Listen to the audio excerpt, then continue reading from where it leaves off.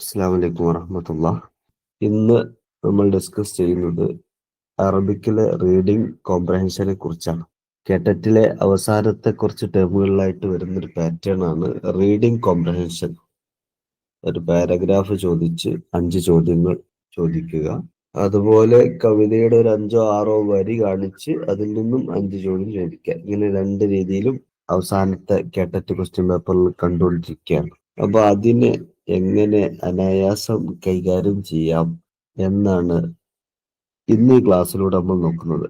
Okay, നമ്മുടെ മുമ്പിലുള്ളത് ഏറ്റവും അവസാനം നടന്ന 2 ടേമിലെ ക്വസ്റ്റ്യൻ പേപ്പറുകളാണ്.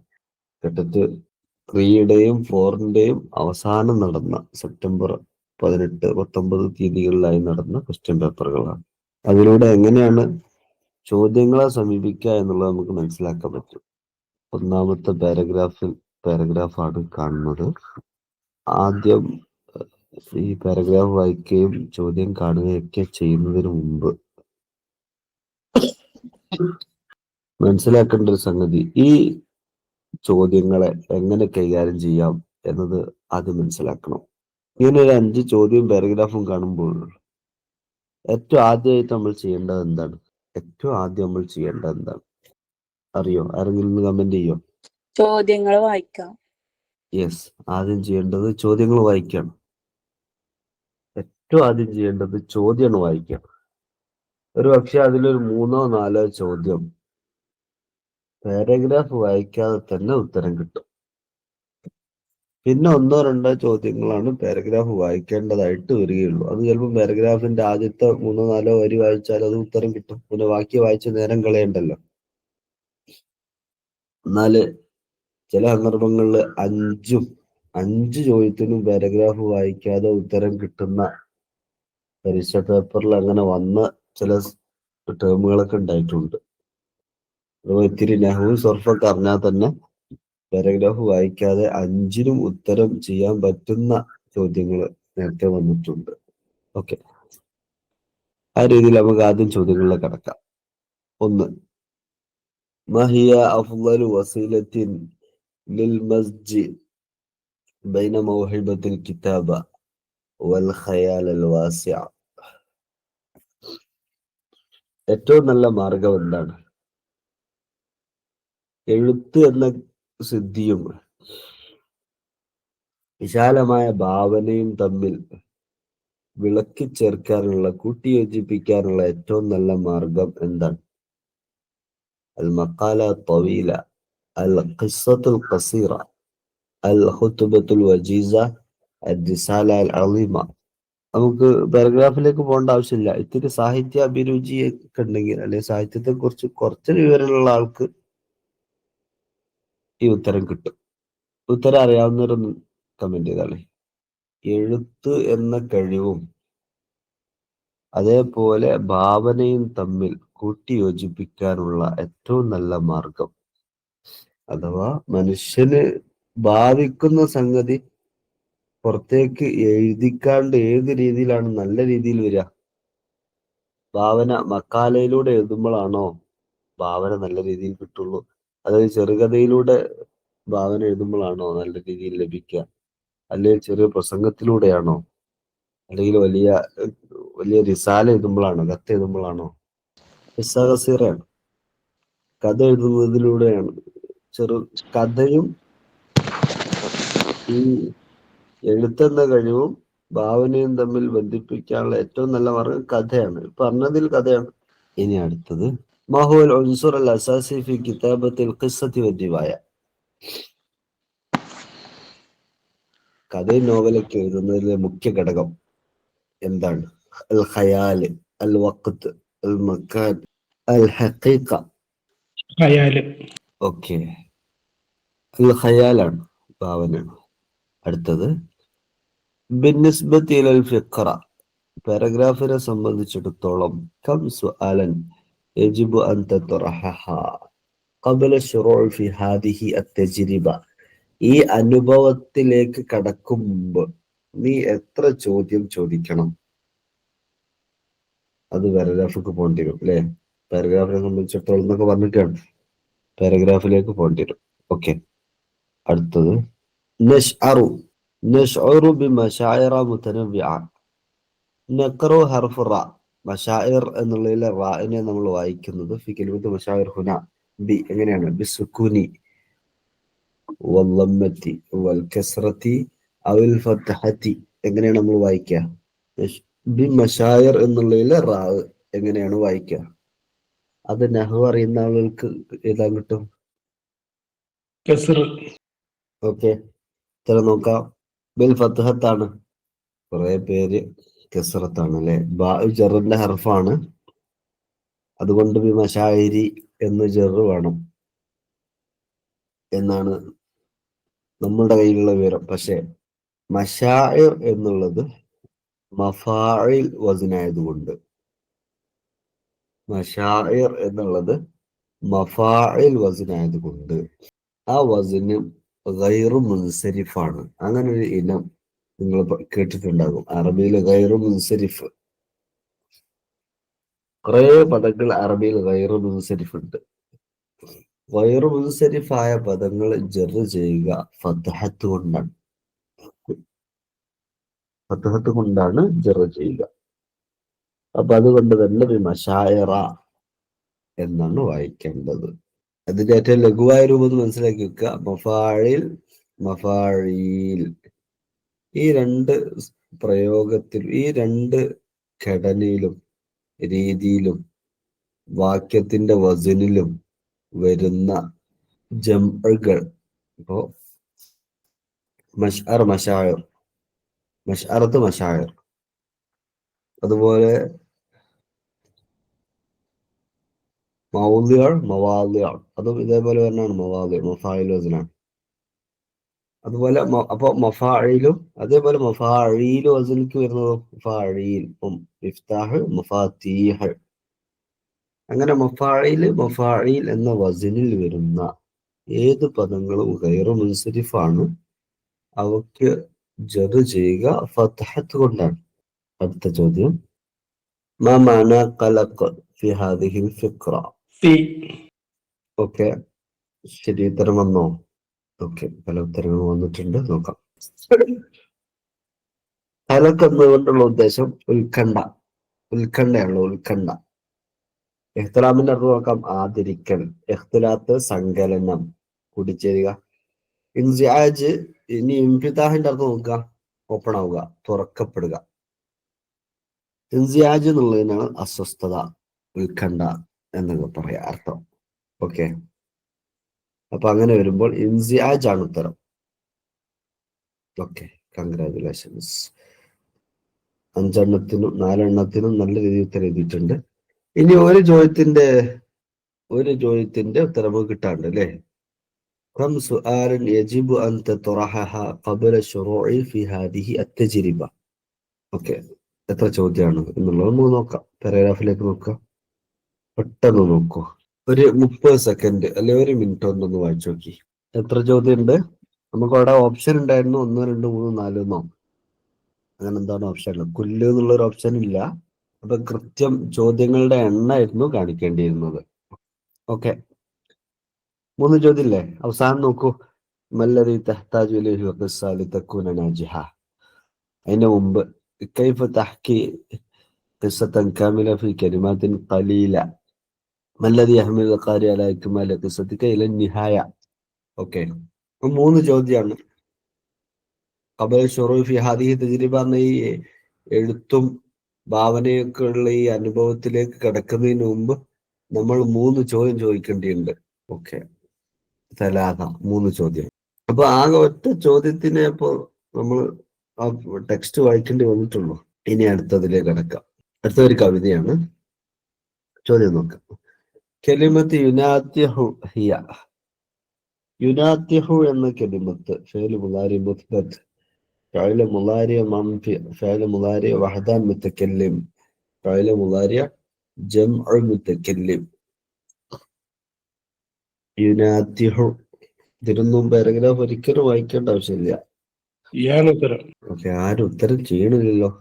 ഉത്തരം ചെയ്യൂ കമന്റ് ബോക്സിൽ. ഓക്കെ, ഫിഅൽ മുളാരി മുസ്ബത്ത് നാതഹ യുനാത്തിഹു. യെസ്, ഫഅല ഫാഇലാണല്ലോ. രണ്ടാമത്തത് മാ ബഹറു ഹാദിഹിൽ അബയാത്ത്, ബഹർ ഏതാന്നുള്ളത് അത് വേണമെങ്കിൽ ജസ്റ്റ് ഒന്ന് നോക്കിയാൽ മതി അല്ലേ. بأقوى دولة الدنيا عليها بقوة قهرهم يتسيطرون. هذا إذا بحر إلى دول على أخرى بحرب بلا سبب مهم يهرضون. بسيط من വരുന്നുണ്ട്. അടുത്തത് അവസാനത്തെ നോക്കും. ബതസ്തും ബത്ഷ ജബ്ബാരിൻ അനീദിൻ കബോലീസി ദുനാ തതമثلون إن البسيط لديه يبسط الأمل مستفعل فعل مستفعل فعل. അതല്ലല്ലോ. ഓപ്ഷൻ വാഫിർ, ബസീത്ത്, കാമില്, ഹസജ്. വാഫിറാണ്. ബുഹൂറു ശ്ശാഇരി വാഫിറുഹാ ജമീലു.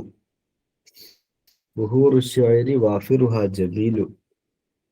بأقوى دولة الدنيا عليها بقوة قهرهم يتسيطرون. ഓക്കെ, വാഫിർ. كلمة أقوى هي أقوى എന്ന പദം هي اسم الفاعل اسم التفضيل الفعل الماضي الفعل المضارع. ഫേലുൽ മാളി. أقوى എന്ന ഫിഅല് ഇസ്മു തഫ്ദീൽ. ഓക്കെ, ഇസ്മു തഫ്ദീൽ ആണ്. ഏറ്റവും ബലമുള്ളത്, കരുത്തുള്ളത് എന്നർത്ഥം. ഓക്കെ, അടുത്തത് മാന കലിമത്ത് ബതശ. ബതശ എന്ന പദത്തിന്റെ അർത്ഥം റജ. ബതസ്തും ബതശ ജബ്ബാരിൻ അനീദ് എന്നാണ് അവിടെ ഉണ്ടായിട്ടുള്ളത്. നസല, നജഹ, വലമ. ഓക്കെ, ബതശ്. ഇന്ന ബതശ റബ്ബിക ലശദീദ് ഖുർആനിലുണ്ടല്ലോ. ഓക്കെ, വലമ എന്നാണ് ഇവിടെ അർത്ഥം. ബതസ്തും ബതശ ജബ്ബാരിൻ അനീദ്, ജബ്ബാറിൻ അനീദിന്റെ ആക്രമണമാണ് നിങ്ങൾ നടത്തിയത്.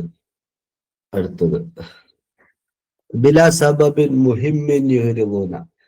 സബബുൻ മുഹിമ്മ് എന്നുള്ളത് എന്താണ്? മുബ്തദ ഖബറാണോ?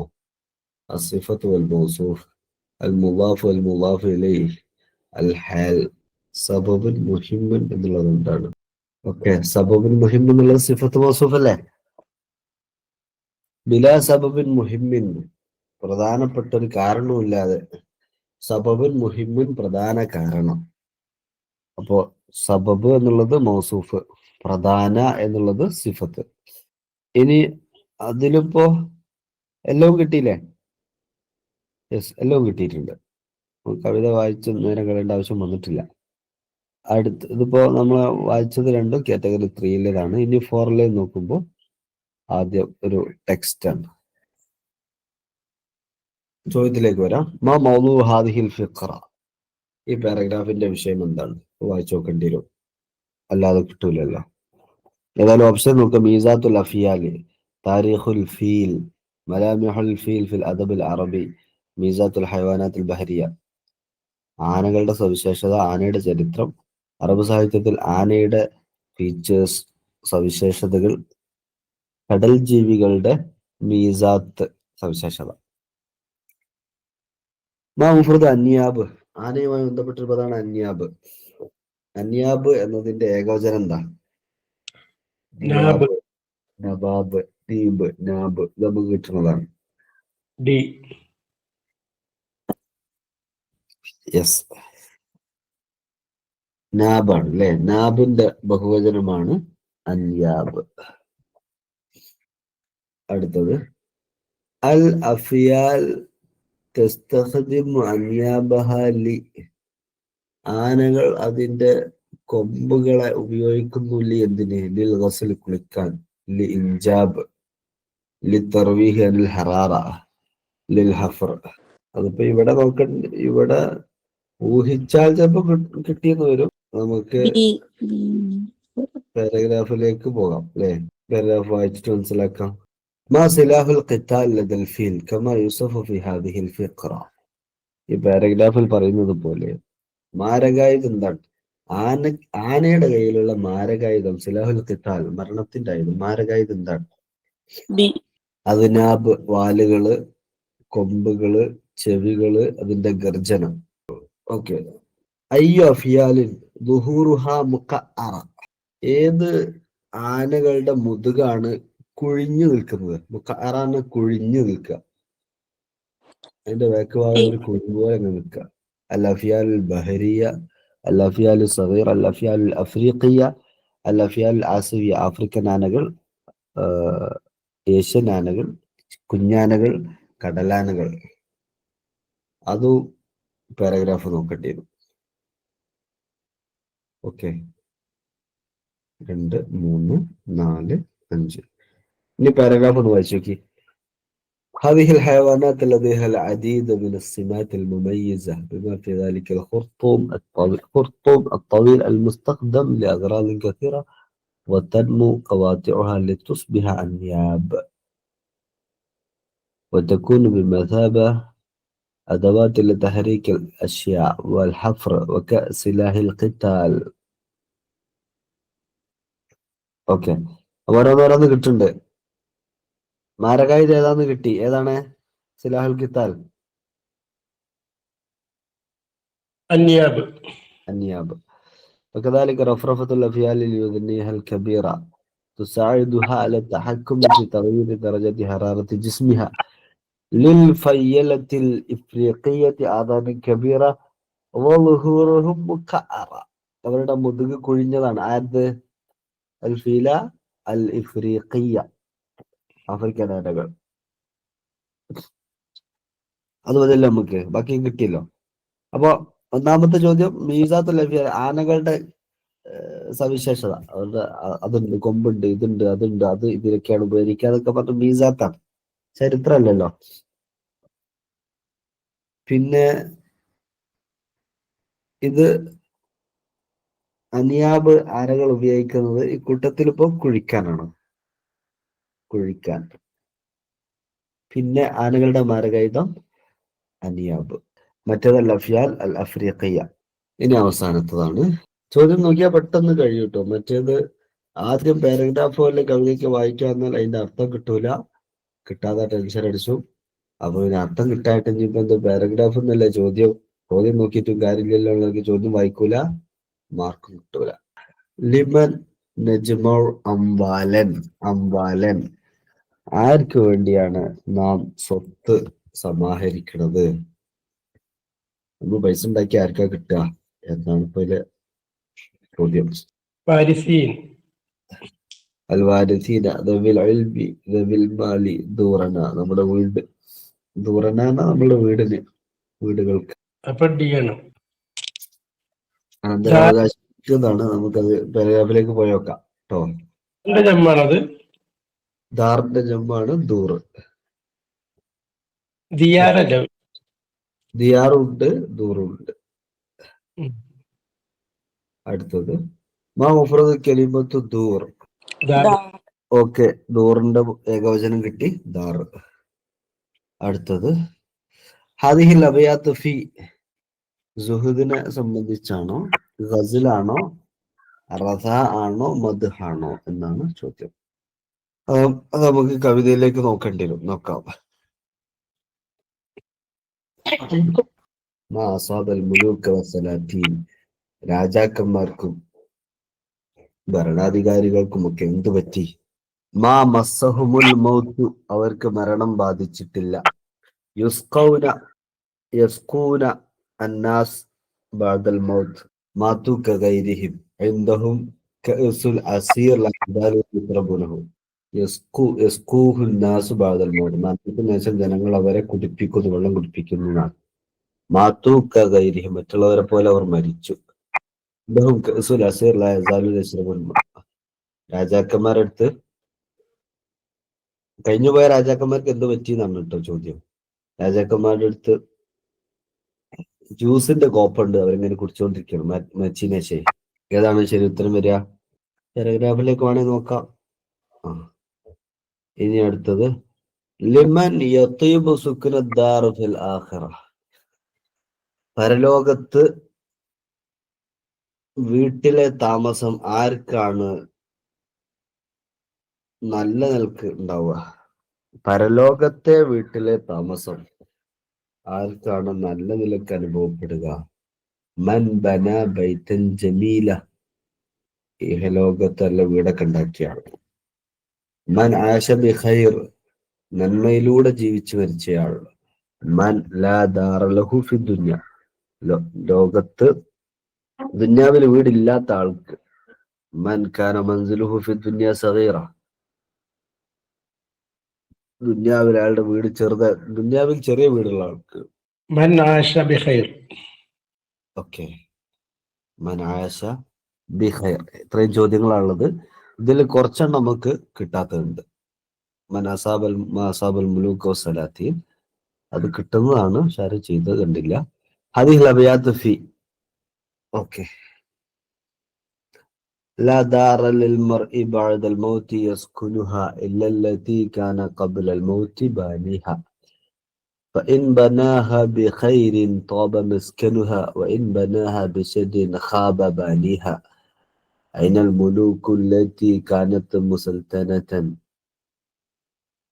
حتى سقاها بكأس الموت ساقيها أموالنا لذوي الميراث نجمعها ودورنا لخراب الدهر نبنيها. അപ്പൊ ഈ കവിത എന്തിനെ കുറിച്ചാണ്? സ്വത്ത് സമാഹരിക്കുന്നതിനെ കുറിച്ചാണോ? എന്തൊക്കെയായിരുന്നു ഓപ്ഷൻ? സുഹുദ്, ഗസല്, റഥാ, മദ്ഹ്. എന്തിനെ കുറിച്ചാ കവിത? സുഹുദ്. യെസ്, സുഹുദിനെ സംബന്ധിച്ചാണ് നമ്മുടെ കവിത.